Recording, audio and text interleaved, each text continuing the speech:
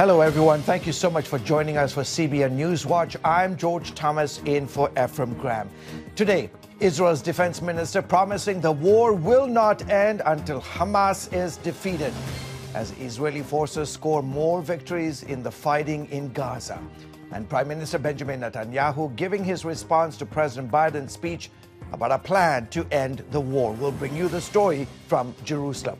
Here at home, some Congressional Republicans promising retaliation for the guilty verdicts against former President Donald Trump, while the Trump campaign rakes in huge fundraising haul after the decisions are handed down. We'll bring you a look at the dangers to America's healthcare system from computer hackers. And finally, honoring the veterans who fought on D-Day in the invasion of France 80 years ago. Those stories and much more today on NewsWatch. This is CBN NewsWatch. Thank you so much for joining us. We begin in the Middle East, in Israel specifically, where Defense Minister Yoav Gallant is promising that Israel will keep fighting until Hamas is destroyed, as the Israeli Defense Forces are pushing deeper into the last Hamas stronghold in the city of Rafah. All of this as Israeli Prime Minister has responded to President Biden's speech Friday, laying out a plan to end the war. Chris Mitchell has the details from Jerusalem. President Biden upped the pressure for a ceasefire with a speech delivered just before Shabbat on Friday. This is truly a decisive moment. Israel has made their proposal. Hamas says it wants a ceasefire. This deal is an opportunity to prove whether they really mean it. Hamas needs to take the deal. He described a three-phase plan to end the war. During the 6 weeks of phase one, Israel and Hamas would negotiate the necessary arrangements to get to phase two, which is a permanent end to hostilities. The last stage would be for the day after the war. Finally, in phase three, a major reconstruction plan for Gaza would commence.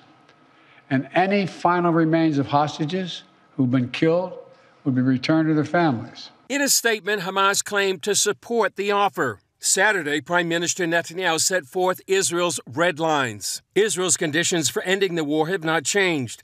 The destruction of Hamas's military and governing capabilities, the freeing of all hostages, and ensuring that Gaza no longer poses a threat to Israel. Under the proposal, Israel will continue to insist these conditions are met before a permanent ceasefire is in place. The notion that Israel will agree to a permanent ceasefire before these conditions are fulfilled is a non-starter. Sunday, the Biden administration called it an Israeli proposal and said it expected Israel to accept the deal if Hamas approves. We have every expectation that if Hamas agrees to the proposal, as was transmitted to them, an Israeli proposal, that Israel would say yes. Critics of the proposal disagree. Former U.S. Ambassador David Friedman wrote on X, the so-called deal was the Hamas proposal from 4 months ago. Israel leaves Gaza, Hamas stays in de facto control, and then the hostages are released. This is maddening. Some Israelis feel this proposal forces them to give up two main objectives: the defeat of Hamas and its removal from power that represents an existential danger to Israel. National Security Minister Ben-Gvir threatened to collapse the government if Netanyahu accepts the deal. A deal, as its details were published, means giving up on destroying Hamas, renouncing the continuation of the war. It is a reckless deal. There is no total victory, but a total defeat to Hamas. I say that if Prime Minister Benjamin Netanyahu continues to lead this deal, we will dismantle the government. In the meantime, Defense Minister Yoav Gallant said Israeli forces in Rafah are destroying the oxygen tube connection between the Gaza Strip with Egypt. He added he's preparing for the day after. The security establishment, following my instruction, is preparing the ruling alternative to Hamas. When we isolate areas, we will remove the Hamas people from them and introduce other forces into them that will enable another government that will also threaten Hamas. Chris Mitchell joins me now from Jerusalem. So, Chris, two questions here. What are the core issues, first of all, for Hamas and then for Israel? Well, George, first of all, Israel cannot end the war without defeating Hamas. It simply can't live with a terror group on its border. You know, you've been down there on the border as well. Tens of thousands of Israelis. They won't return to those homes in the kibbutzim and the moshavim that have been abandoned right now by many. And also some believe that really no Israeli government is going to survive if it goes ahead and ends the war. On the other hand, Hamas, for its part, really can't accept anything but the end of the war. They can't exchange these hostages for a temporary ceasefire. And if it loses, you know, that leverage, then if it won't survive. So both sides, George, they're fighting for their existence. And also, I just add, there seems to be some differences between the American and the Israeli proposals. And I think that explains why Benjamin Netanyahu came out Saturday evening with a clarification about the red lines that Israel has. Can you tell us about, you know, we talked about the Israeli forces have pushed deeper into Rafah. Describe their successes. What kind of successes are they having against Hamas? Well, right now they're operating in central Rafah. That we understand right now there's 6 brigades, IDF brigades, operating in that area. They're also right next to the border with Egypt. In the last few days, have hit a number of rocket launchers, and they've also said they've killed a number of prominent Hamas leaders. And Rafah is, as we've discussed, George, you know, the last major stronghold of Hamas. And if they're defeated there, that would be go a long way for Israel to actually bring an end to the war. And as we have discussed, too, the Philadelphia corridor along the Egyptian border, that's really the oxygen, the lifeline for Hamas. And by cutting that off, like Yoav Gallant said, will go a long way to defeating Hamas.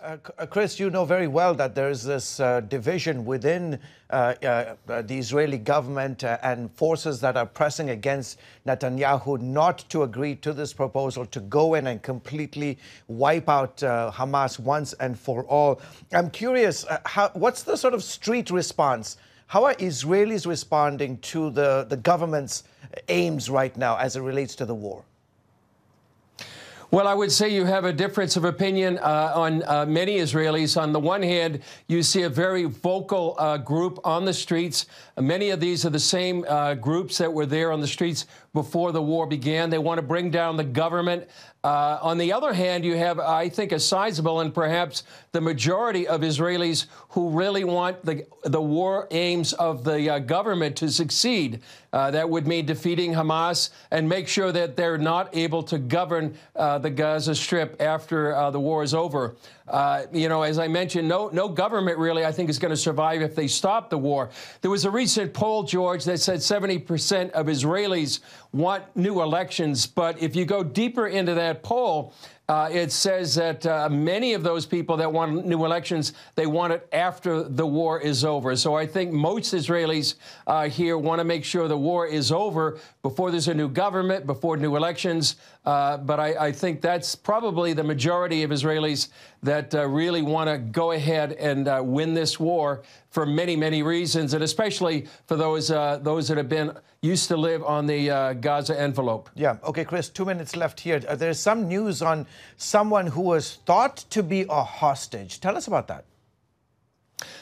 His name is Dolev Yehud. He was from kibbutz Ner Oz. He was thought to have been kidnapped, but his body was found in the kibbutz, murdered by Hamas on October 7th. His body was burned so bad they needed forensic identification to identify his remains. That takes the number of hostages from 125 to 124. And right now, George, there is not sure how many of those are alive, especially the women. And that's why in the proposal that Biden talked about, they include the word remains instead of alive hostages. And some believe Hamas is concerned if any of these women get out and release what they've seen and heard and experienced, and they don't want that to get out to the world. Yeah. Final 30 seconds here, Chris. What's the thinking on how long this war could take? Well, some believe it actually could take as long as the rest of the war. And I heard this report from one retired general, said it could take up to 3 years to actually completely control the Gaza Strip. Still a number of tunnels that need to be destroyed. And also, there's one Israeli historian published a piece recently that said if Hamas is not defeated, it's going to become a disaster. And one other final note, George, we're coming up on the anniversary of the disengagement in 2005 when Israel pulled out of the Gaza Strip, hoping for peace. But we've seen what was happening on October 7th and beyond. Yeah, Chris, my man, Chris Mitchell, manning the bureau in Jerusalem, doing outstanding work. Chris, as always, thank you so much for your insights, and stay safe, and know that many people are praying for you and your amazing staff there in Israel. Thanks, Chris. On to some other news. U.S. military efforts to deliver humanitarian aid to Gaza have hit a snag as heavy seas damaged a temporary pier built off the coast.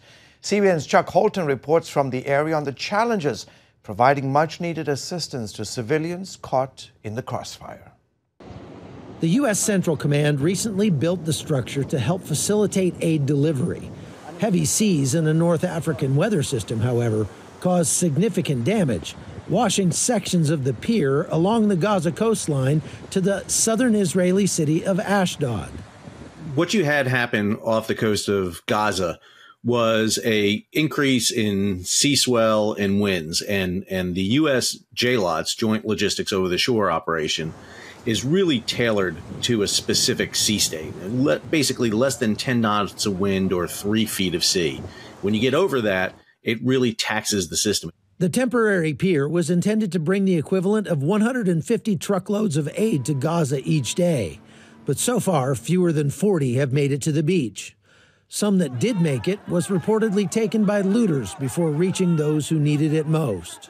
Military engineers didn't have the resources to pull these beached pieces of the dock back to sea after they grounded themselves here off the coast of Ashdod.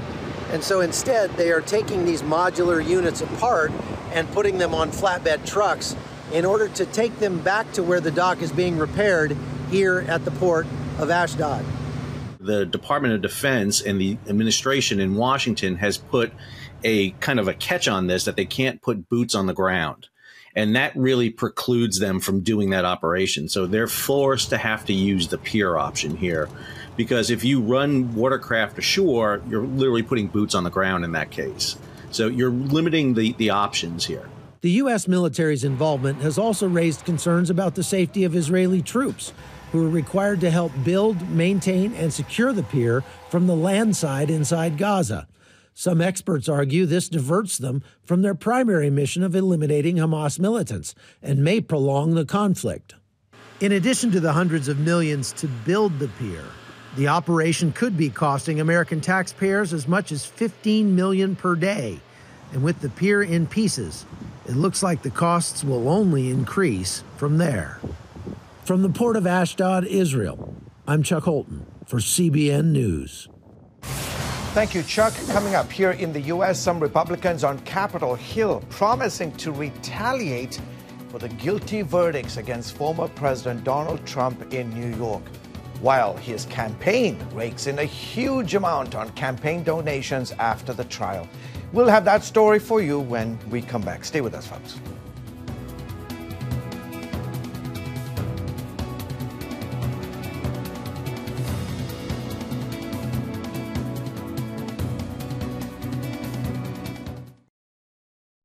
Get your daily quick start from CBN News. A quick read on the important news of the day delivered right to your inbox. Stay current on breaking news, politics, and entertainment.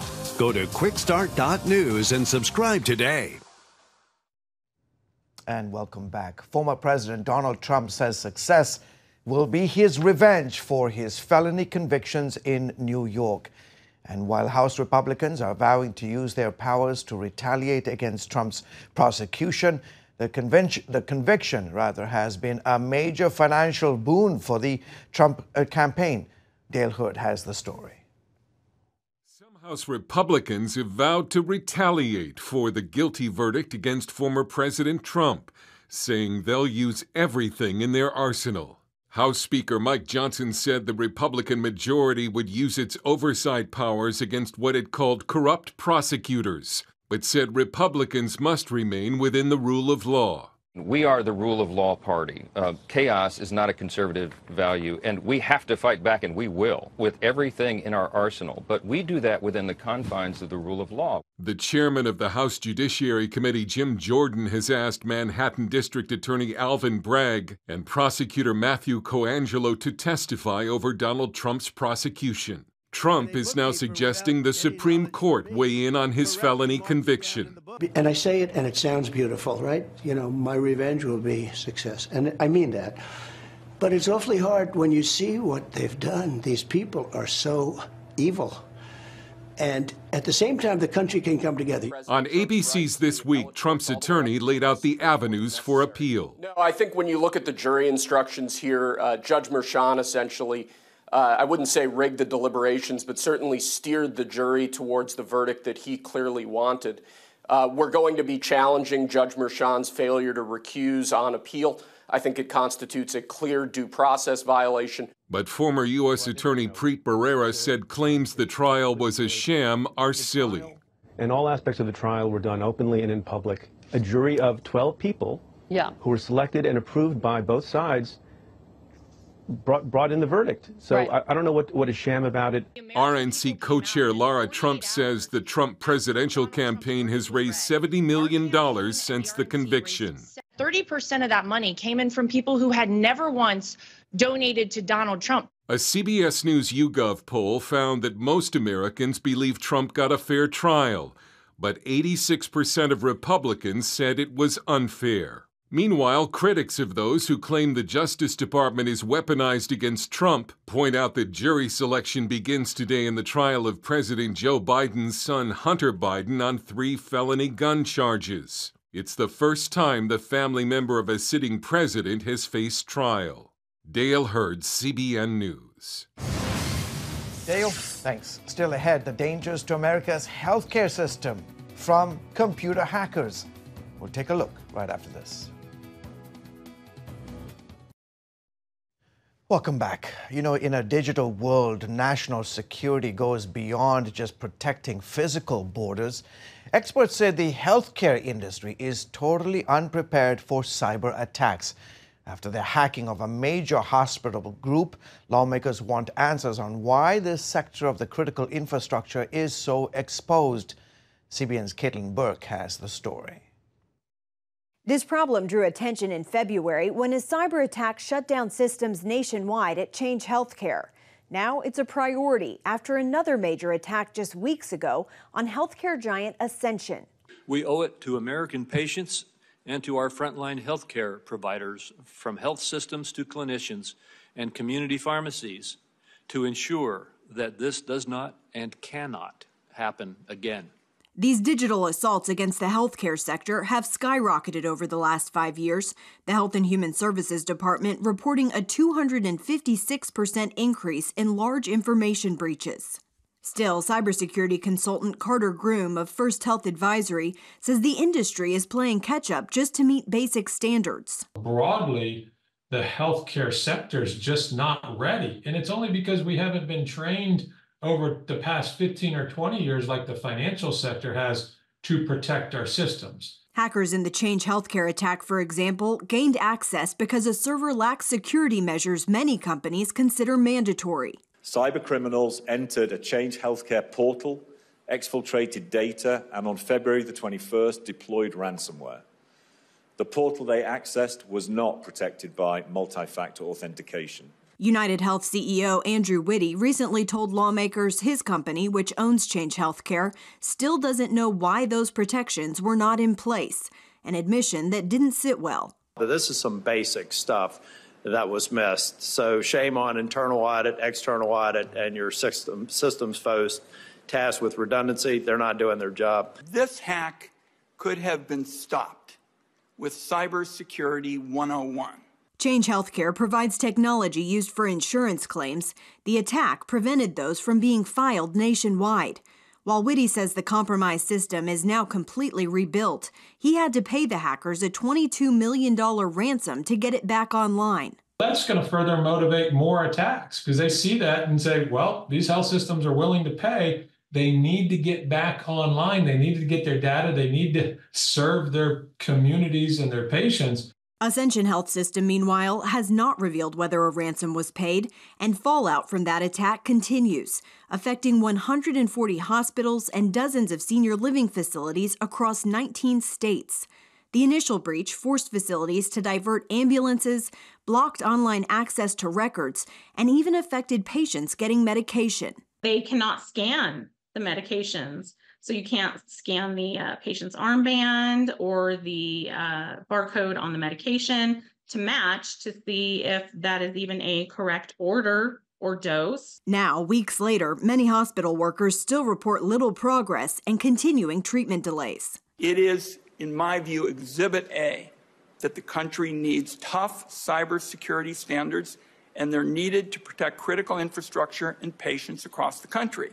After the high-profile nature of these attacks garnered the attention of the federal government, Health and Human Services is now planning to invest more than $50 million in a cybersecurity line of defense for hospitals to handle these kinds of threats. Caitlin Burke, CBN News, Washington.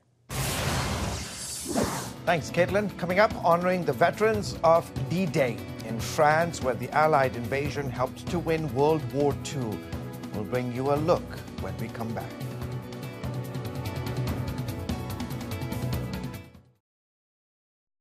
Download the CBN News app. One place for all of your news. Breaking news alerts. Watch CBN News Channel Live. CBN News. Because truth matters. Get the CBN News app today.